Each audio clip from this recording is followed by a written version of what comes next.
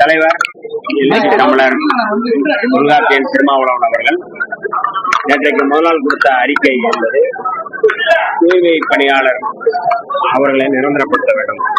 தனியாருக்கு அதை விடக்கூடாது, டெண்டர் விடக்கூடாது, தனியார் மயப்படுத்தக்கூடாது.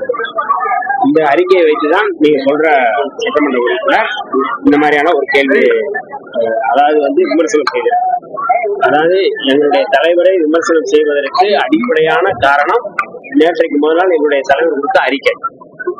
அந்த அறிக்கையை ஏற்றுக்கொண்டு மாண்புமிகு முதல்வர் அவர்கள் தூய்மை பணியாளர் தனியார் மயப்படுத்துவதை நிறுத்தி இருக்கிறார்கள்.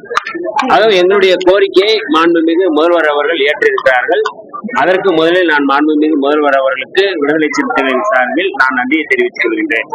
ஆக இந்த விமர்சனம் என்பது எங்களுடைய தலைவர் ஆக்கப்பூர்வமான விமர்சனத்தை மாண்புமிகு முதல்வர் அவர்களே ஏற்றுக்கொண்டதனால் அவருடைய விமர்சனத்தை நாங்கள் புறக்கணிக்கிறோம். ஆராசா அவர்கள்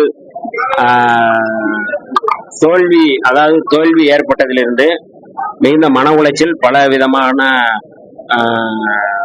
உளறல்களை அவர் செய்து வருகிறார். அது ஒண்ணு.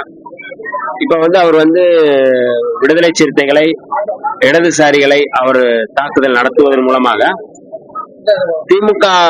திமுக என்கின்ற அந்த பேரியக்கத்தை பாஜகவோடு அல்லது பாஜக பாதையில் அவர் இழுத்து செல்கிறாரோ என்கின்ற ஐயம் எனக்கு எழுகிறது. ஒரு திராவிட இயக்கம், திராவிட கொள்கைகளை அழுத்தமாக வலிமையாக பேசி வருகின்ற இயக்கம் விடுதலை சிறுத்தைகள் இயக்கம், இடதுசாரி இயக்கம். இந்த திராவிட கொள்கையை ஏற்றுக்கொண்டு புரட்சியாளர் அம்பேத்கர், தந்தை பெரியார் அவருடைய கொள்கையோடு செயல்பட்டுக் கொண்டிருக்கின்ற விடுதலை சிறுத்தைகளை அவர் விமர்சிப்பதன் மூலமாக அல்லது விடுதலை சிறுத்தைகள் மீது அவதூறு கொட்டுவதன் மூலமாக அவர் என்ன சொல்ல வருகிறார், அதை நம்ம கேட்கிறோம். அப்ப விடுதலை சிறுத்தைகளையும் இடதுசாரிகளையும் அவர் விமர்சிப்பதன் மூலமாக அவர் பாஜக பக்கம் இழுத்து போவதற்கு, திமுக இழுத்து போவதற்கு முயற்சிக்கிறாரா என்கின்ற ஐயம் எழுகின்றது. அந்த பின்னணியில் தான் அவர் எங்களை விமர்சனம் செய்கிறாரே ஒழிய வேற காரணம் இருப்பதாக நான் தெரியவில்லை. இல்ல, ஒரு முதல்வர் தமிழ்நாட்டுக்கான முதல்வர், தமிழ்நாட்டு மக்களுக்கான முதல்வர், எல்லோருக்குமான முதல்வர், எல்லா கட்சிகளுக்கும் அவர் நெருக்கமாக தான் இருப்பார். அது தவறு இல்லையே.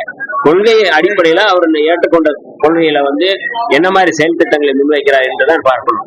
ஆக மாண்புமிகு முதல்வர் அவர்கள், ஜோசப் விஜய் அவர்கள் மிகுந்த தெளிவோடு இடதுசாரி கொள்கையோடு இடதுசாரி கட்சிகளை முன்வைத்து அவர் இங்க ஆட்சி நடத்துகிறார்.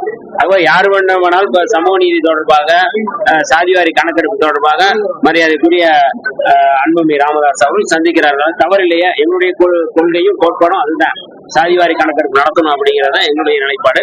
அதான் மரியாதைக்குரிய அன்புமணி ராமதாஸ் அவர்கள் சொல்றாரு. அதனால சந்திப்பது தவறில்லையா, நெருக்கம் காட்டுவது தவறில்லையா.